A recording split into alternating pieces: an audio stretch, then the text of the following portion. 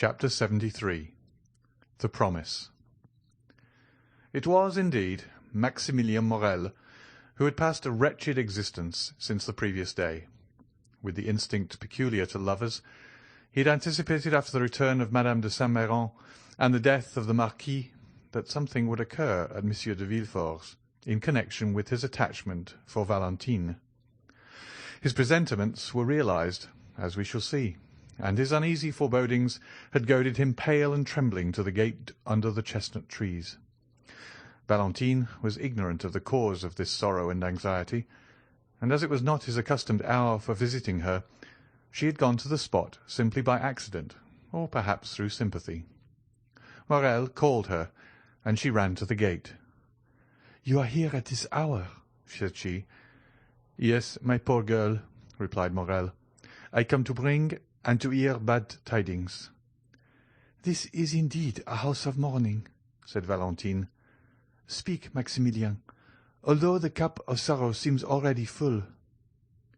"Dear Valentine," said Morrel, endeavouring to conceal his own emotion, "listen, I entreat you. What I am about to say is very serious. When are you to be married?" "I will tell you all," said Valentine. "From you I have nothing to conceal. This morning the subject was introduced, and my dear grandmother, on whom I have depended as my only support, not only declared herself favourable to it, but is so anxious for it that they only await the arrival of Monsieur d'Épinay, and the following day the contract will be signed." A deep sigh escaped the young man, who gazed long and mournfully at her he loved. "Alas," replied he, "it is dreadful thus to hear my condemnation from your own lips. The sentence is passed, and in a few hours will be executed. It must be so, and I will not endeavour to prevent it. But since you say nothing remains but for Monsieur d'Épinay to arrive, that the contract may be signed, and the following day you will be his. Tomorrow you will be engaged to Monsieur d'Épinay, for he came this morning to Paris." "Oh!" Valentine uttered a cry. "I was at the house of Monte Cristo an hour since," said Morrel. "We were speaking, he of the sorrow your family had experienced, and I of your grief, when a carriage rolled into the courtyard. Never till then had I placed any confidence in presentiments, but now I cannot help believing them.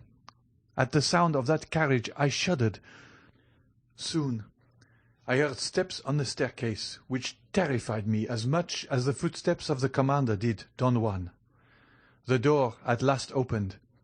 Albert de Morcerf entered first, and I began to hope my fears were vain, when after him another young man advanced, and the Count exclaimed, 'Ah, here is the Baron Franz d'Épinay.' I summoned all my strength and courage to my support. Perhaps I turned pale and trembled, but certainly I smiled, and 5 minutes after I left, without having heard one word that had passed." "Poor Maximilien," murmured Valentine. "Valentine, the time has arrived when you must answer me. And remember, my life depends on your answer. What do you intend doing?" Valentine held down her head. She was overwhelmed. "Listen," said Morrel. "It is not the first time you have contemplated our present position, which is a serious and urgent one. I do not think it is a moment to give way to useless sorrow. Leave that for those who like to suffer at their leisure and indulge their grief in secret. There are such in the world, and God will doubtless reward them in heaven for their resignation on earth. But those who mean to contend must not lose one precious moment, but first return immediately the blow which fortune strikes. Do you intend to struggle against our ill fortune? Tell me, Valentine, for it is that I came to know." Valentine trembled, and looked at him with amazement. The idea of resisting her father, her grandmother, and all the family had never occurred to her. "What do you say, Maximilien?" asked Valentine. "What do you mean by a struggle? Oh, it would be sacrilege. What? I resist my father's order and my dying grandmother's wish? Impossible!" Morel started. "You are too noble not to understand me, and you understand me so well that you already yield, dear Maximilien. No, no, I shall need all my strength to struggle with myself, and support my grief in secret, as you say. But to grieve my father, to disturb my grandfather's last moments, never." "You are right," said Morel calmly. "In what a tone you speak!" cried Valentine. "I speak as one who admires you, mademoiselle." "Mademoiselle?" cried Valentine. "Mademoiselle? Oh, selfish man! He sees me in despair and pretends he cannot understand me." "You mistake. I understand you perfectly. You will not oppose Monsieur Villefort. You will not displease the Marchioness, and tomorrow you will sign the contract which will bind you to your husband." "But, mon Dieu, tell me, how can I do otherwise?" "Do not appeal to me, mademoiselle. I shall be a bad judge in such a case. My selfishness will bind me," replied Morel, whose low voice and clenched hands announced his growing desperation. "What would you have proposed, Maximilien? Had you found me willing to accede?" "It is not for me to say." "You are wrong. You must advise me what to do." "Do you seriously ask my advice, Valentine?" "Certainly, dear Maximilien. For if it is good, I will follow it. You know my devotion to you." "Valentine," said Morel, pushing aside a loose plank, "give me your hand in token of forgiveness of my anger. My senses are confused, and during the last hour the most extravagant thoughts have passed through my brain. Oh, if you refuse my advice—" "What do you advise?" said Valentine, raising her eyes to heaven and sighing. "I am free," said Maximilien, "and rich enough to support you. I swear to make you my lawful wife before my lips even shall have approached your forehead." "You make me tremble," said the young girl. "Follow me," said Morel. "I will take you to my sister, who is worthy also to be yours. We will embark for Algiers, for England, for America, or, if you prefer it, retire to the country and only return to Paris when our friends have reconciled your family." Valentine shook her head. "I feared it, Maximilien," said she. "It is the counsel of a madman, and I should be more mad than you, did I not stop you at once with the word 'impossible, impossible.'" "You will then submit to what fate decrees for you, without even attempting to contend with it?"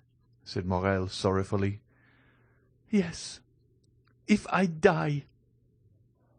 "Well, Valentine," resumed Maximilien, "I can only say again that you are right. Truly it is I who am mad, and you prove to me that passion blinds the most well-meaning. I appreciate your calm reasoning.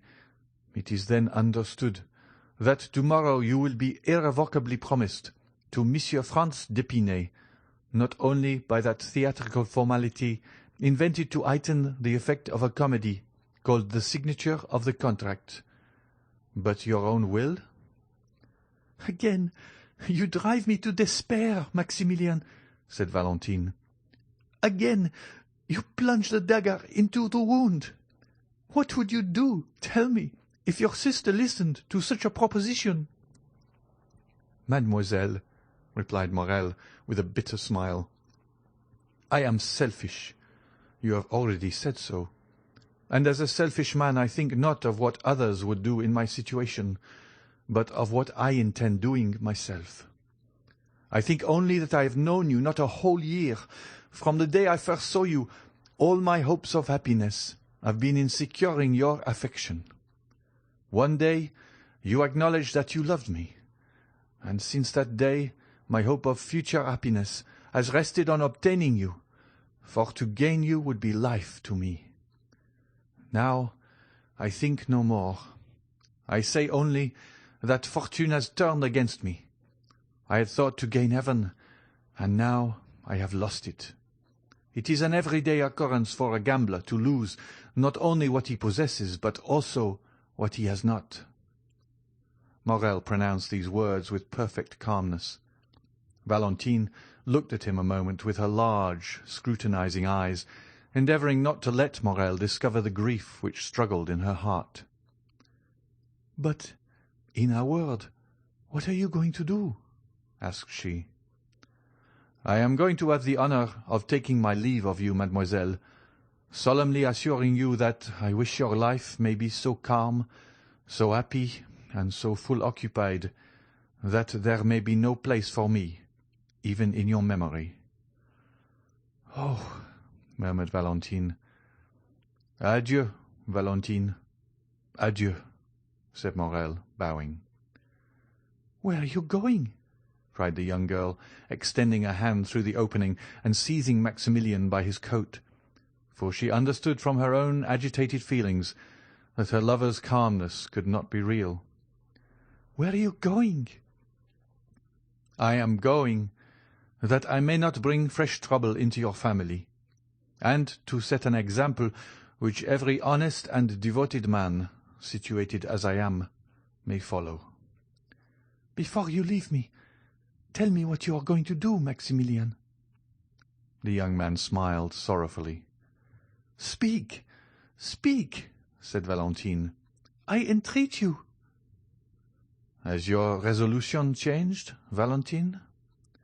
"It cannot change, unhappy man. You know it must not," cried the young girl. "Then adieu, Valentine." Valentine shook the gate with a strength of which she could not have been supposed to be possessed, as Morrel was going away, and passing both her hands through the opening, she clasped and wrung them. "I must know what you mean to do," she said. "Where are you going?" "Oh, fear not," said Maximilian, stopping at a short distance. "I do not intend to render another man responsible for the rigorous fate reserved for me. Another might threaten to seek Monsieur Franz, to provoke him and to fight with him. Oh, that would be folly.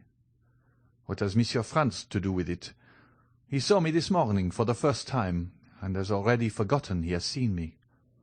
He did not even know I existed when it was arranged by your two families that you should be united. I have no enmity against Monsieur Franz, and promise you the punishment shall not fall on him." "On whom, then? On me?" "On you? Valentine! Oh, heaven forbid! Woman is sacred. The woman one loves is holy." "On yourself, then, unhappy man, on yourself?" "I am the only guilty person, am I not?" said Maximilian. "Maximilian," said Valentine, "Maximilian, come back, I entreat you." He drew near with his sweet smile, and but for his paleness one might have thought him in his usual happy mood. "Listen, my dear, my adored Valentine," said he in his melodious and grave tone. "Those who, like us, have never had a thought for which we need blush before the world, such may read each other's hearts. I never was romantic, and am no melancholy hero. I imitate neither Manfred nor Antony, but without words, protestations, or vows, my life has entwined itself with yours. You leave me, and you are right in doing so. I repeat it, you are right, but in losing you, I lose my life. The moment you leave me, Valentine, I am alone in the world. My sister is happily married. Her husband is only my brother-in-law, that is, a man whom the ties of social life alone attach to me. No one then longer needs my useless life. This is what I shall do. I will wait until the very moment you are married, for I will not lose the shadow of one of those unexpected chances which are sometimes reserved for us, since Monsieur Franz may, after all, die before that time. A thunderbolt may fall even on the altar as you approach. Nothing appears impossible to one condemned to die, and miracles appear quite reasonable when his escape from death is concerned. I will then wait until the last moment, and when my misery is certain, irremediable, hopeless, I will write a confidential letter to my brother-in-law, another to the prefect of police, to acquaint them with my intention. And at the corner of some wood, on the brink of some abyss, on the bank of some river, I will put an end to my existence, as certainly as I am the son of the most honest man who ever lived in France. Valentine trembled convulsively. She loosened her hold of the gate. Her arms fell by her side, and 2 large tears rolled down her cheeks. The young man stood before her, sorrowful and resolute. "Oh, for pity's sake," said she, "you will live, will you not?" "No, on my honour," said Maximilian, "but that will not affect you. You have done your duty, and your conscience will be at rest." Valentine fell on her knees, and pressed her almost bursting heart. "Maximilian," said she, "Maximilian, my friend, my brother on earth, my true husband in heaven, I entreat you, do as I do. Live in suffering. Perhaps one day we may be united." "Adieu, Valentine," repeated Morel. "My God!" said Valentine, raising both her hands to heaven with a sublime expression. "I have done my utmost to remain a submissive daughter. I have begged, entreated, implored. He has regarded neither my prayers, my entreaties, nor my tears. It is done!" cried she, willing away her tears, and resuming her firmness. "I am resolved not to die of remorse, but rather of shame. Live, Maximilian, and I will be yours. Say when shall it be? Speak, command, I will obey." Morel, who had already gone some few steps away, again returned, and, pale with joy, extended both hands towards Valentine through the opening. "Valentine," said he, "dear Valentine, you must not speak thus. Rather let me die. Why should I obtain you by violence, if our love is mutual? Is it from mere humanity you bid me live? I would rather die." "Truly," murmured Valentine, "who on this earth cares for me, if he does not? Who has consoled me in my sorrow but he? On whom do my hopes rest? On whom does my bleeding heart repose? On him, always on him. Yes, you are right, Maximilian. I will follow you. I will leave the paternal home. I will give up all. Oh, ungrateful girl that I am!" cried Valentine, sobbing. "I will give up all, even my dear old grandfather, whom I had nearly forgotten." "No," said Maximilian, "you shall not leave him. Monsieur Noirtier has evinced, you say, a kind feeling towards me. Well, before you leave, tell him all. His consent would be your justification in God's sight. As soon as we are married, he shall come and live with us. Instead of 1 child, he shall have 2. You have told me how you talk to him, and how he answers you. I shall very soon learn that language by signs.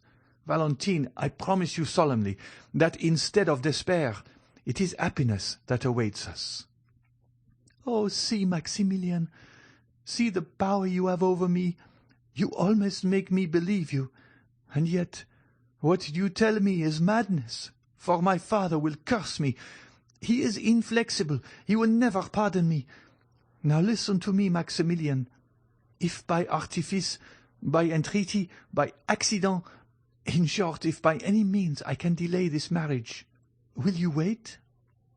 "Yes, I promise you." as faithfully as you have promised me that this horrible marriage shall not take place, and that if you are dragged before a magistrate or a priest, you will refuse." "I promise you, by all that is most sacred to me in the world, namely, by my mother." "We will wait, then," said Morel. "Yes, we will wait," replied Valentine, who revived at these words. "There are so many things which may save unhappy beings such as we are." "I rely on you, Valentine," said Morel. "All you do will be well done. Only if they disregard your prayers. If your father and Madame de Saint-Méran insist that Monsieur de d'Épinay should be called tomorrow to sign the contract—" "Then you have my promise, Maximilian. Instead of signing, I will go to you, and we will fly.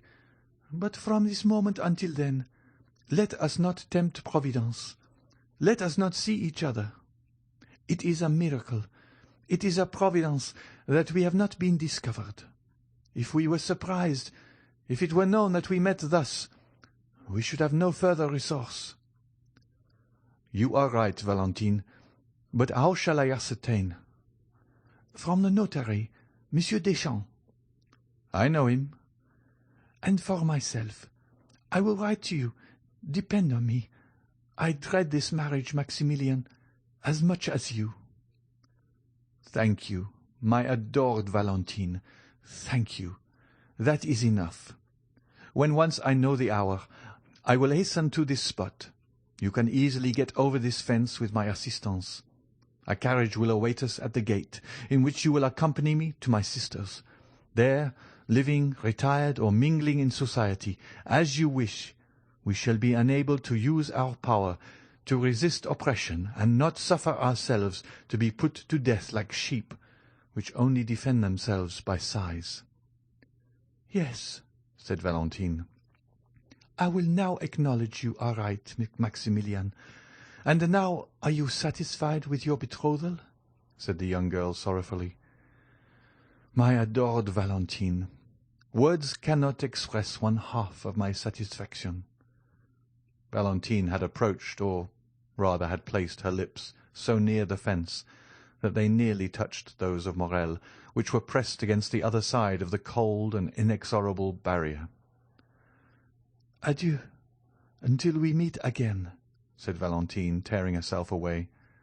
"I shall hear from you?" "Yes." Thanks, thanks, dear love. Adieu." The sound of a kiss was heard, and Valentine fled through the avenue. Morel listened to catch the last sound of her dress brushing the branches, and of her footstep on the gravel, then raised his eyes with an ineffable smile of thankfulness to heaven for being permitted to be thus loved, and then also disappeared. The young man returned home and waited all the evening and all the next day without getting any message. It was only on the following day, at about 10 o'clock in the morning, as he was starting to call on Monsieur Deschamps, the notary, that he received from the postman a small billet, which he knew to be from Valentine, although he had not before seen her writing. It was to this effect: "Tears, entreaties, prayers have availed me nothing. Yesterday, for 2 hours, I was at the church of Saint-Philippe du Roule, and for 2 hours I prayed most fervently. Heaven is as inflexible as man, and the signature of the contract is fixed for this evening at 9 o'clock. I have but one promise and but one heart to give. That promise is pledged to you. That heart is also yours. This evening, then, at 9:15, at the gate. Your betrothed, Valentine de Villefort. P.S. My poor grandmother gets worse and worse. Yesterday her fever amounted to delirium. Today her delirium is almost madness. You'll be very kind to me, will you not, Morel, to make me forget my sorrow in leaving her thus? I think 'tis kept a secret from Grandpapa Noirtier that the contract is to be signed this evening." Morel went also to the notary, who confirmed the news that the contract was to be signed that evening. Then he went to call on Monte Cristo, and heard still more.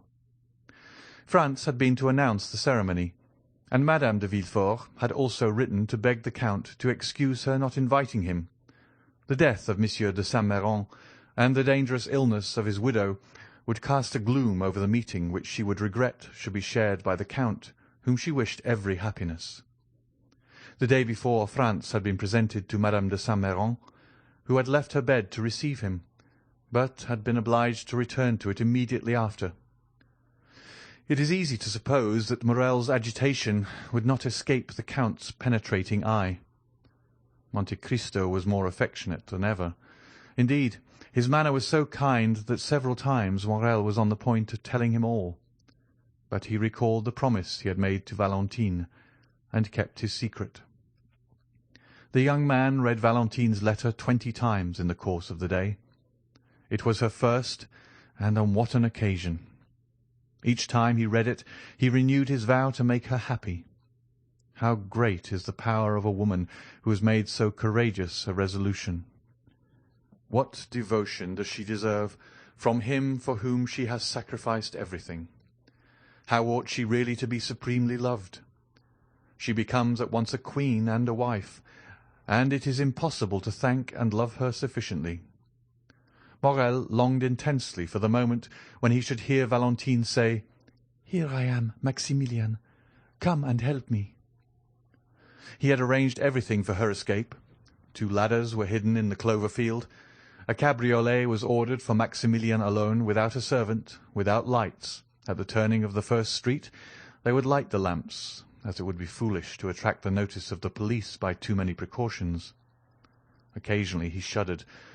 He thought of the moment when, from the top of that wall, he should protect the descent of his dear Valentine, pressing in his arms for the first time her of whom he had yet only kissed the delicate hand.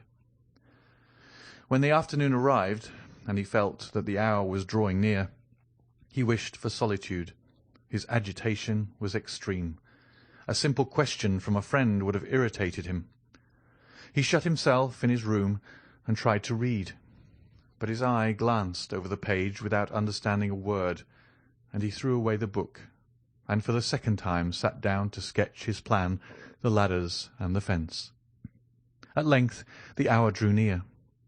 Never did a man deeply in love allow the clocks to go on peacefully. Morrel tormented his so effectually that they struck 8 at 6:30. He then said, "It is time to start. The signature was indeed fixed to take place at 9 o'clock, but perhaps Valentine will not wait for that." Consequently, Morrel, having left the Rue Meslay at 8:30 by his timepiece, entered the clover field, while the clock of Saint-Philippe du Roule was striking 8. The horse and cabriolet were concealed behind a small ruin, where Morrel had often waited. The night gradually drew on, and the foliage in the garden assumed a deeper hue. Then Morrel came out from his hiding-place with a beating heart, and looked through the small opening in the gate. There was yet no one to be seen. The clock struck 8:30, and still another half-hour was passed in waiting, while Morrel walked to and fro, and gazed more and more frequently through the opening. The garden became darker still, but in the darkness he looked in vain for the white dress, and in the silence he vainly listened for the sound of footsteps. The house, which was discernible through the trees, remained in darkness, and gave no indication that so important an event as the signature of a marriage contract was going on.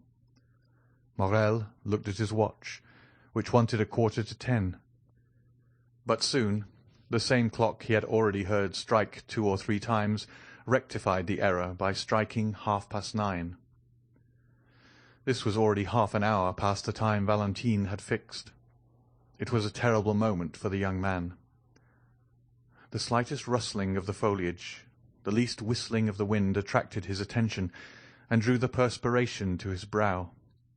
Then he tremblingly fixed his ladder, and, not to lose a moment, placed his foot on the first step. Amidst all these alternations of hope and fear, the clock struck 10. "It is impossible," said Maximilian, "that the signing of a contract should occupy so long a time. without unexpected interruptions.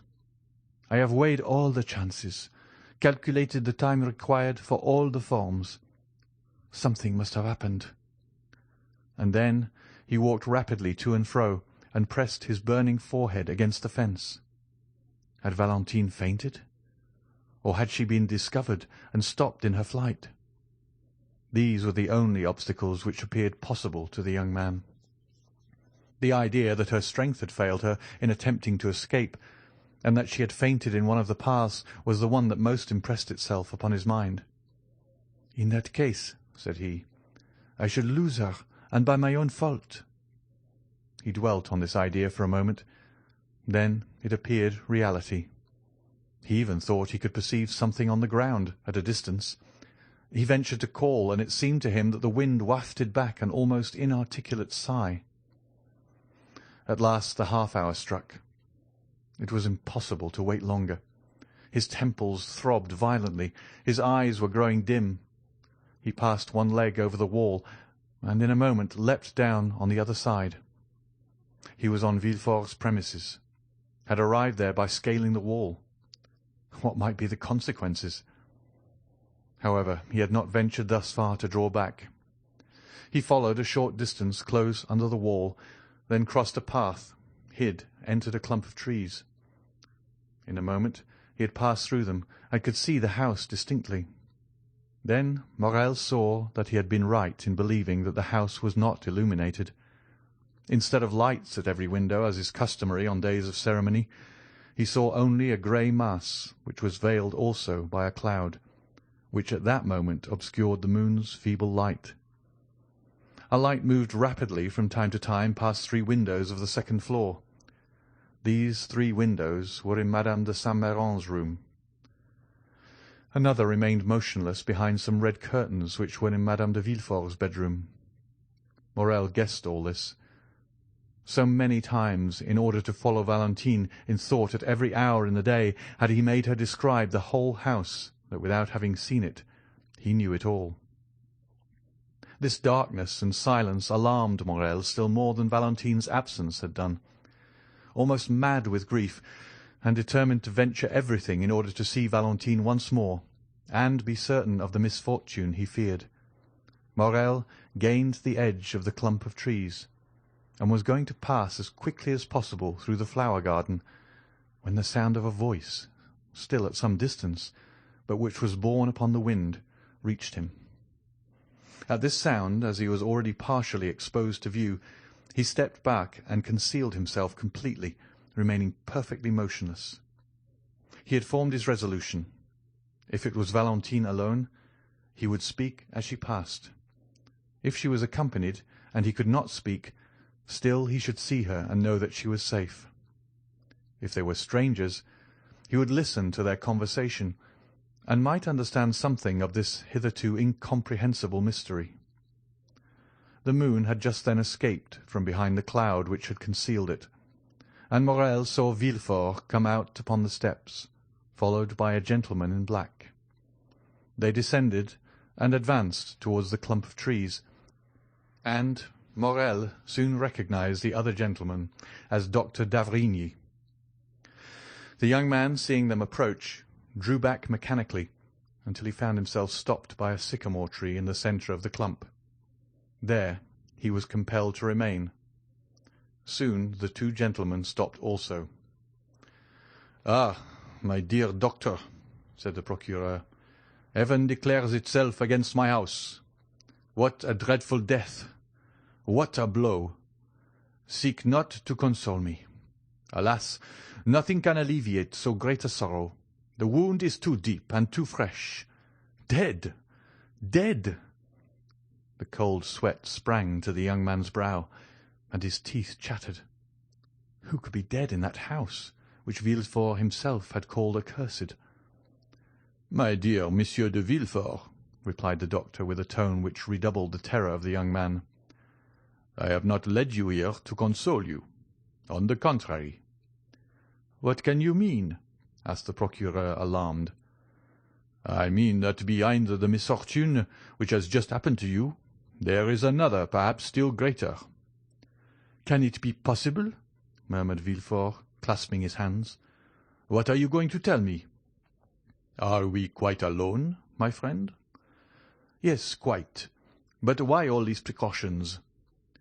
"Because I have a terrible secret to communicate to you," said the doctor.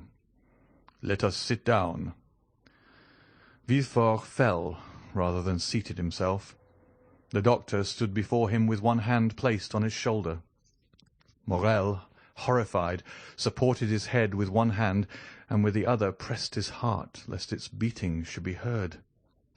"Dead, dead," repeated he within himself, and he felt as if he were also dying. "Speak, doctor, I am listening," said Villefort. "Strike. I am prepared for everything." "Madame de Saint-Méran was doubtless advancing in years, but she enjoyed excellent health." Morrel began again to breathe freely, which he had not done during the last 10 minutes. "Grief has consumed her," said Villefort. "Yes, grief, doctor.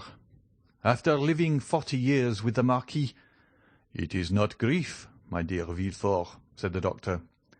"Grief may kill, although it rarely does, and never in a day, never in an hour, never in 10 minutes."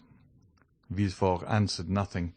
He simply raised his head, which had been cast down before, and looked at the doctor with amazement. "Were you present during the last struggle?" asked Monsieur de D'avrigny. "I was," replied the procureur. "You begged me not to leave. Did you notice the symptoms of the disease to which Madame de Saint-Méran has fallen a victim?" "I did. Madame de Saint-Méran had 3 successive attacks, at intervals of some minutes, each one more serious than the former. When you arrived, Madame de Saint-Méran had already been panting for breath some minutes. She then had a fit, which I took to be simply a nervous attack, and it was only when I saw her raise herself in the bed, and her limbs and neck appeared stiffened, that I became really alarmed. Then I understood from your countenance there was more to fear than I had thought. This crisis past, I endeavoured to catch your eye, but could not. You held her hand, you were feeling her pulse, and the second fit came on before you had turned towards me. This was more terrible than the first. The same nervous movements were repeated, and the mouth contracted and turned purple." "And at the third she expired?" "At the end of the first attack I discovered symptoms of tetanus. You confirm my opinion." "Yes, before others," replied the doctor. "But now we are alone." "What are you going to say? Oh, spare me!" "That the symptoms of tetanus and poisoning by vegetable substances are the same." Monsieur de Villefort started from his seat, then in a moment fell down again silent and motionless. Morrel knew not if he were dreaming or awake. "Listen," said the doctor. "I know the full importance of the statement I have just made, and the disposition of the man to whom I have made it." "Do you speak to me as a magistrate or as a friend?" asked Villefort. "As a friend, and only as a friend at this moment. The similarity in the symptoms of tetanus and poisoning by vegetable substances is so great that were I obliged to affirm by oath what I have now stated, I should hesitate. I therefore repeat to you, I speak not to a magistrate, but to a friend, and to that friend I say, during the 3/4 of an hour that the struggle continued, I watched the convulsions and the death of Madame de Saint-Méran, and am thoroughly convinced that not only did her death proceed from poison, but I could also specify the poison."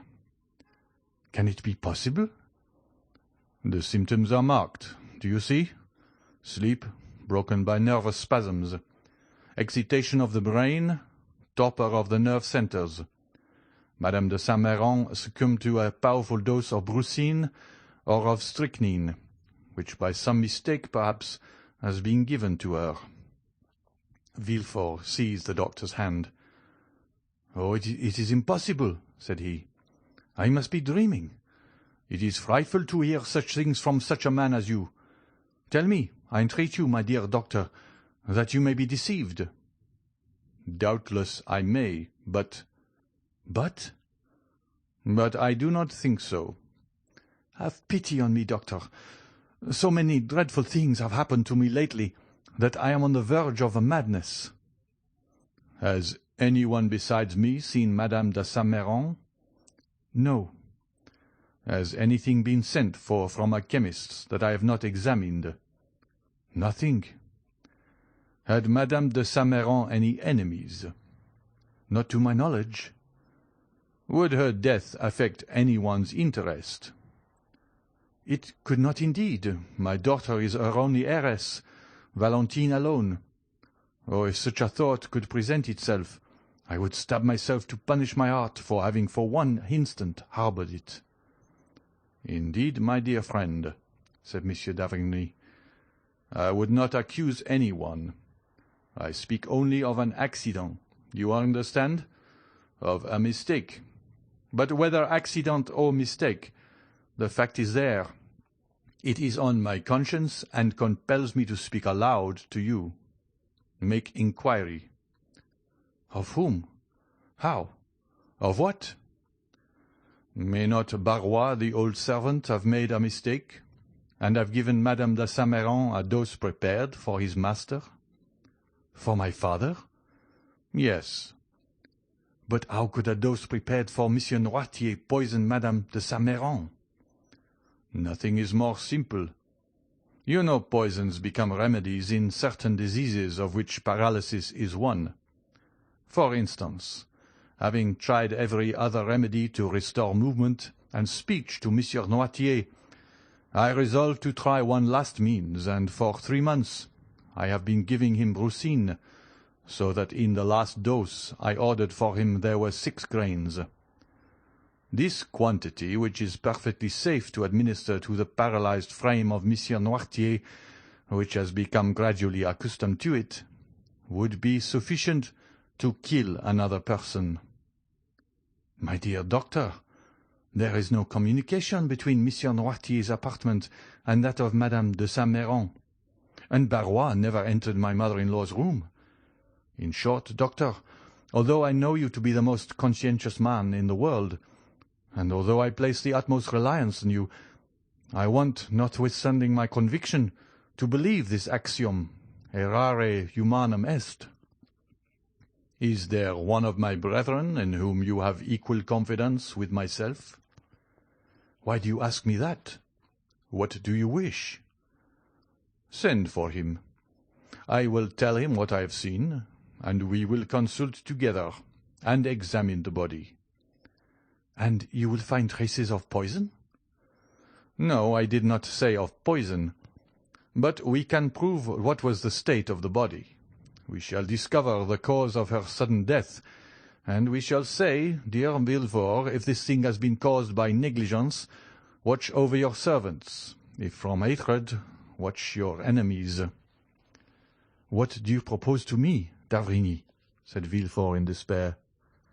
"So soon as another is admitted into our secret, an inquest will become necessary, and an inquest in my house. Impossible! Still," continued the procureur, looking at the doctor with uneasiness, "if you wish it, if you demand it, why, then it shall be done. But, doctor, you see me already so grieved.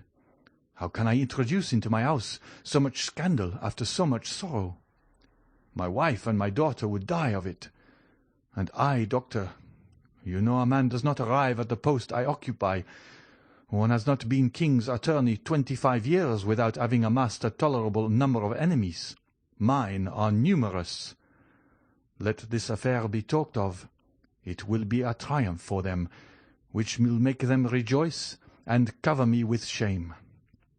Pardon me, doctor, these worldly ideas, were you a priest, I should not dare to tell you, but you are a man, and you know mankind. Doctor, pray recall your words. You have said nothing, have you?" "My dear Monsieur de Villefort," replied the doctor, "my first duty is to humanity. I would have saved Madame de Saint-Méran, if science could have done it, but she is dead, and my duty regards the living.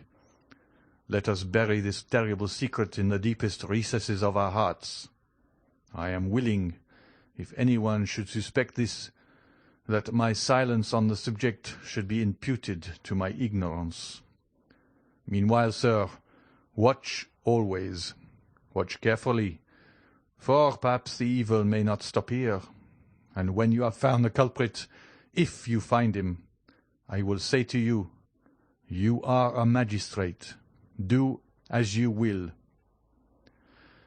I thank you, doctor, said Villefort with indescribable joy.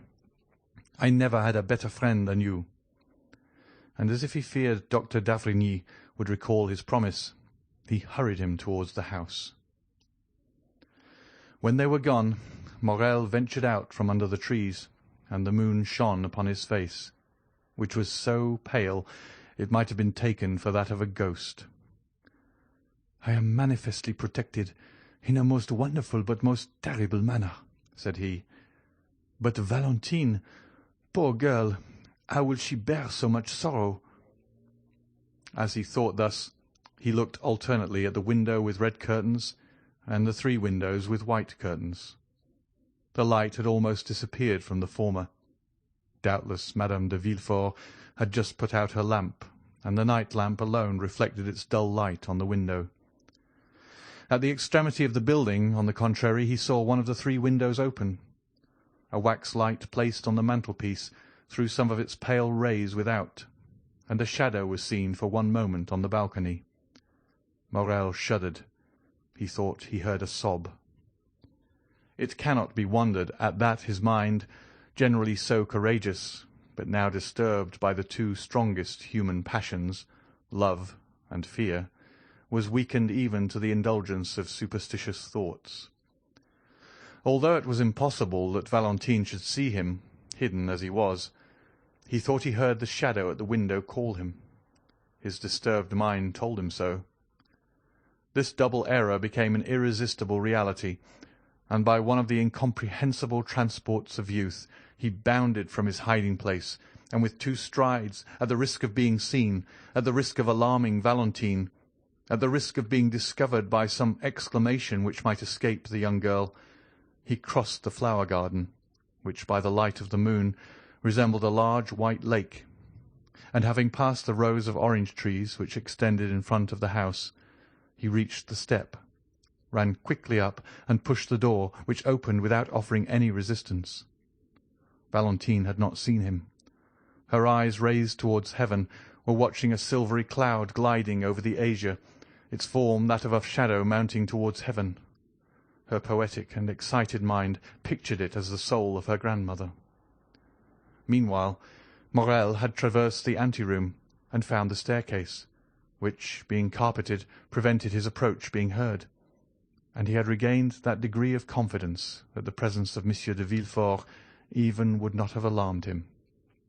He was quite prepared for any such encounter. He would at once approach Valentine's father and acknowledge all, begging Villefort to pardon and sanction the love which united 2 fond and loving hearts.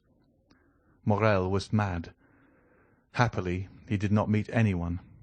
Now, especially, did he find the description Valentine had given of the interior of the house useful to him.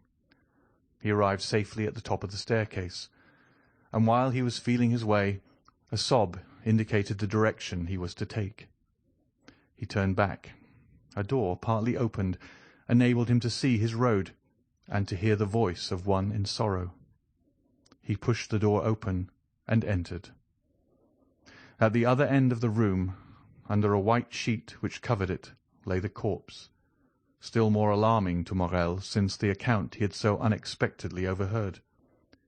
By its side, on her knees, and with her head buried in the cushion of an easy-chair, was Valentine, trembling and sobbing, her hands extended above her head, clasped and stiff.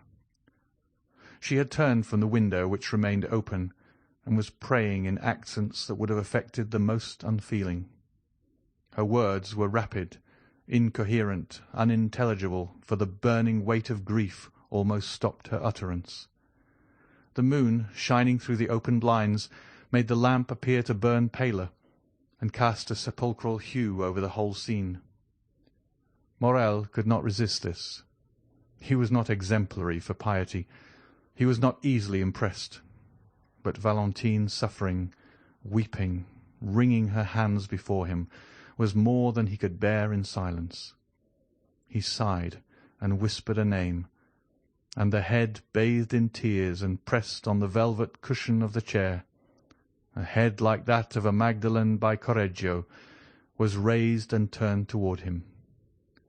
Valentine perceived him without betraying the least surprise. A heart overwhelmed with one great grief is insensible to minor emotions. Morel held out his hand to her. Valentine, as her only apology for not having met him, pointed to the corpse under the sheet, and began to sob again. Neither dared for some time to speak in that room. They hesitated to break the silence which death seemed to impose. At length Valentine ventured. "My dear friend," said she, "how came you here? Alas, I would say you are welcome, had not death opened the way for you into this house." "Valentine," said Morel with a trembling voice, "I had waited since 8:30, and did not see you come. I became uneasy, leapt the wall, found my way through the garden, when voices conversing about the fatal event." "What voices?" asked Valentine. Morel shuddered as he thought of the conversation of the doctor and Monsieur de Villefort, and he thought he could see through the sheet the extended hands, the stiff neck, and the purple lips. "Your servants," said he, "were repeating the whole of the sorrowful story. From them I learned it all." "But it was risking the failure of our plan to come up here, love." "Forgive me," replied Morel. "I will go away." "No," said Valentine. "You might meet someone. Stay." "But if anyone should come here?" The young girl shook her head. "No one will come," said she. "Do not fear. There is our safeguard," pointing to the bed. "But what has become of Monsieur d'Épinay?" replied Morel. "Monsieur Franz arrived to sign the contract, just as my dear grandmother was dying." "Alas," said Morel with a feeling of selfish joy, for he thought this death would cause the wedding to be postponed indefinitely. "But what redoubles my sorrow," continued the young girl, as if this feeling was to receive its immediate punishment, "is that the poor old lady on her deathbed requested that the marriage might take place as soon as possible. She also, thinking to protect me, was acting against me." "Hark!" said Morel. They both listened. Steps were distinctly heard in the corridor and on the stairs. "It is my father, who has just left his study." "To accompany the doctor to the door?" added Morel. "How did you know it is the doctor?" asked Valentine, astonished. "I imagined it must be," said Morel. Valentine looked at the young man. They heard the street door close. Then Monsieur de Villefort locked the garden door and returned upstairs. He stopped a moment in the anteroom, as if hesitating whether to turn to his own apartment or into Madame de Saint-Méran's. Morel concealed himself behind a door. Valentine remained motionless, grief seeming to deprive her of all fear. Monsieur de Villefort passed on to his own room. "Now," said Valentine, "you can neither go out by the front door nor by the garden." Morel looked at her with astonishment. "There is but one way left that is safe," she said. "It is through my grandfather's room." She rose. "Come," she added. "Where?" asked Maximilian. "To my grandfather's room." "I? In Monsieur Noirtier's apartment?" "Yes." "Can you mean it, Valentine?" "I have long wished it. He is my only remaining friend, and we both need his help. Come." "Be careful, Valentine," said Morel, hesitating to comply with the young girl's wishes. "I now see my error. I acted like a madman in coming here. Are you sure you are more reasonable?" "Yes," said Valentine, "and I have but one scruple, that of leaving my dear grandmother's remains, which I had undertaken to watch." "Valentine," said Morel, "death is in itself sacred." "Yes," said Valentine. "Besides, it will not be for long." She then crossed the corridor and led the way down a narrow staircase to Monsieur Noirtier's room. Morel followed her on tiptoe. At the door they found the old servant. "Barrois," said Valentine, "shut the door and let no one come in." She passed first. Noirtier, seated in his chair and listening to every sound, was watching the door. He saw Valentine, and his eye brightened. There was something grave and solemn in the approach of the young girl which struck the old man, and immediately his bright eye began to interrogate. "Dear grandfather," said she hurriedly, "you know poor grandmamma died an hour since, and now I have no friend in the world but you." His expressive eyes evinced the greatest tenderness. "To you alone, then, may I confide my sorrows and my hopes?" The paralytic motioned, "Yes." Valentine took Maximilian's hand. "Look attentively, then, at this gentleman." The old man fixed his scrutinizing gaze with slight astonishment on Morel. "It is Monsieur Maximilien Morel," said she, "the son of that good merchant of Marseille, whom you doubtless recollect." "Yes," said the old man. "He brings an irreproachable name, which Maximilian is likely to render glorious, since at 30 years of age he is a captain, an officer of the Legion of Honor." The old man signified that he recollected him. "Well, grandpapa," said Valentine, kneeling before him and pointing to Maximilian, "I love him, and will be only his. Were I compelled to marry another, I would destroy myself." The eyes of the paralytic expressed a multitude of tumultuous thoughts. "You like Monsieur Maximilien Morel, do you not, grandpapa?" asked Valentine. "Yes." "And you will protect us, who are your children, against the will of my father?" Noirtier cast an intelligent glance at Morel, as if to say, "Perhaps I may." Maximilian understood him. "Mademoiselle," said he, "you have a sacred duty to fulfill in your deceased grandmother's room. Will you allow me the honor of a few minutes' conversation with Monsieur Noirtier?" "That is it," said the old man's eye. Then he looked anxiously at Valentine. "Do you fear he will not understand?" "Yes."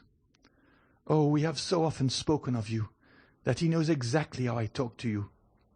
Then turning to Maximilian with an adorable smile, although shaded by sorrow, "He knows everything I know," said she. Valentine arose, placed a chair for Morel, requested Barrois not to admit anyone, and having tenderly embraced her grandfather and sorrowfully taken leave of Morel, she went away. To prove to Noirtier that he was in Valentine's confidence and knew all their secrets, Morel took the dictionary, a pen, and some paper, and placed them all on a table where there was a light. "But first," said Morel, "allow me, sir, to tell you who I am, how much I love Mademoiselle Valentine, and what are my designs respecting her." Noirtier made a sign that he would listen. It was an imposing sight to witness this old man, apparently a mere useless burden, becoming the sole protector, support, and adviser of the lovers, who were both young, beautiful, and strong. His remarkably noble and austere expression struck Morel, who began his story with trembling. He related the manner in which he had become acquainted with Valentine, and how he had loved her, and that Valentine, in her solitude and her misfortune, had accepted the offer of his devotion. He told him his birth, his position, his fortune, and more than once, when he consulted the look of the paralytic, that look answered, "That is good. Proceed." "And now," said Morel, when he had finished the first part of his recital, "now I have told you of my love and my hopes, may I inform you of my intentions?" "Yes," signified the old man. "This was our resolution. A cabriolet was in waiting at the gate, in which I intended to carry off Valentine to my sister's house, to marry her, and to wait respectfully Monsieur de Villefort's pardon." "No," said Noirtier. "We must not do so?" "No." "You do not sanction our project?" "No." "There is no other way," said Morrel. The old man's interrogative eye said, "What?" "I will go," continued Maximilian. "I will seek Monsieur Franz d'Épinay. I am happy to be able to mention this in Mademoiselle de Villefort's absence, and will conduct myself toward him so as to compel him to challenge me." Noirtier's look continued to interrogate. "You wish to know what I will do?" "Yes." "I will find him as I told you. I will tell him the ties which bind me to Mademoiselle Valentine. If he be a sensible man, he will prove it by renouncing of his own accord the hand of his betrothed, and will secure my friendship and love until death. If he refuse, either through interest or ridiculous pride, after I have proved to him that he would be forcing my wife from me, that Valentine loves me and will have no other, I will fight him, give him every advantage, and I shall kill him, or he will kill me. If I am victorious, I will not marry Valentine, and if I die, I am very sure Valentine will not marry him." Noirtier watched with indescribable pleasure this noble and sincere countenance, on which every sentiment his tongue uttered was depicted, adding by the expression of his fine features all that colouring adds to a sound and faithful drawing. Still, when Morrel had finished, he shut his eyes several times, which was his manner of saying no. "No?" said Morrel. "You disapprove of this second project, as you did of the first?" "I do," signified the old man. "But what then must be done?" asked Morrel. "Madame de Saint-Méran's last request was that the marriage might not be delayed. Must I let things take their course?"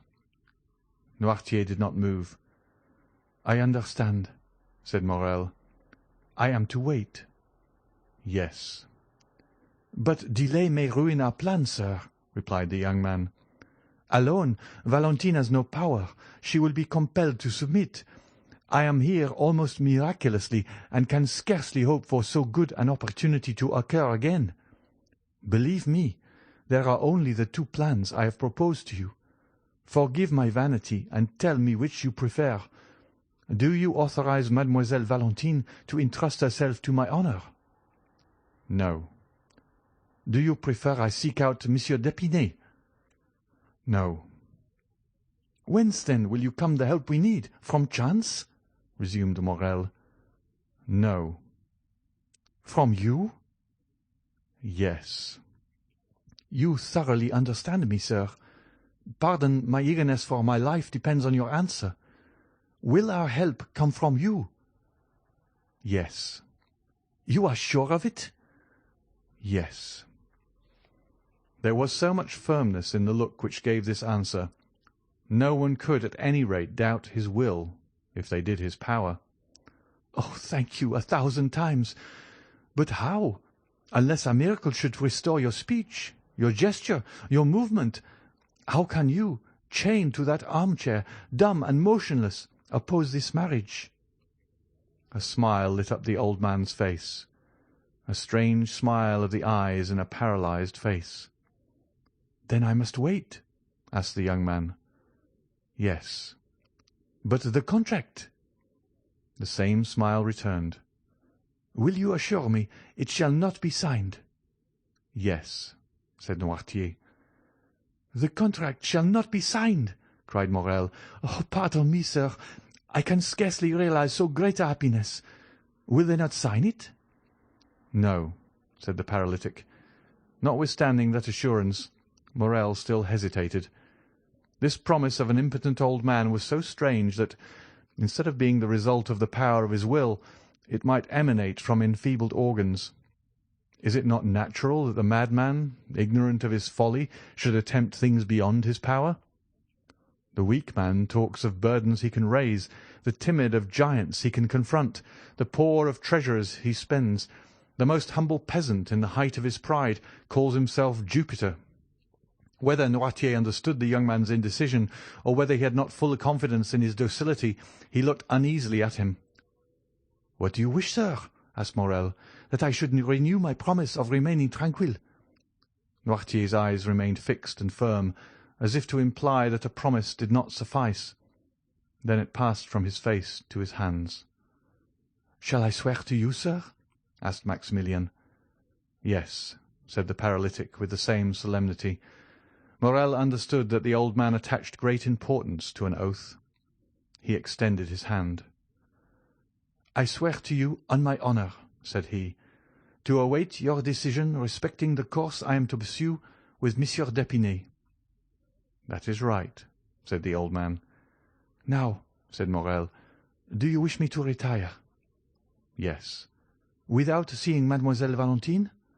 "Yes." Morel made a sign that he was ready to obey. "But," said he, "first allow me to embrace you as your daughter did just now." Noirtier's expression could not be understood. The young man pressed his lips on the same spot, on the old man's forehead where Valentine's had been. Then he bowed a second time and retired.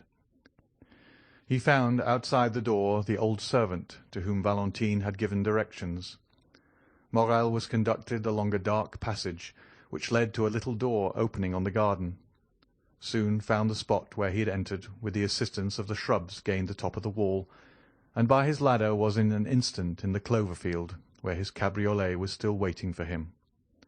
He got in it, and thoroughly wearied by so many emotions, arrived about midnight in the Rue Meslay, threw himself on his bed, and slept soundly.